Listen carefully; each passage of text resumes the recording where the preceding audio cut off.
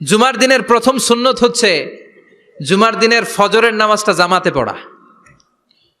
সবাই কয় খাইছে, হুজুরে ধরছে জায়গা মতো, আসল জায়গায়।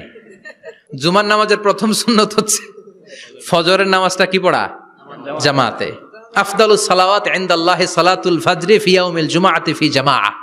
বিশ্বনবী বললেন জুমার নামাজের 15টা সুন্নত মুখস্থ রাখতে হবে। 1 নাম্বার সুন্নত ফজরের সালাত জামাতে পড়তে হবে। 2 নামাজ মুনাফিকদের কাছে সবচেয়ে কঠিন, একটা হচ্ছে ফজরের নামাজ আর একটা এশার নামাজ। এক আলেমকে জিজ্ঞেস করা হলো ফজরের বাতাসটা এত ঠান্ডা আর স্নিগ্ধ কেন?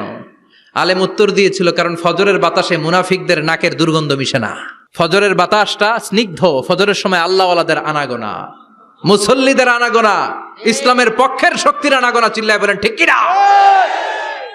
মসজিদে নববীতে জুমার নামাজের দৃশ্য আর ফজর নামাজের দৃশ্য ছিল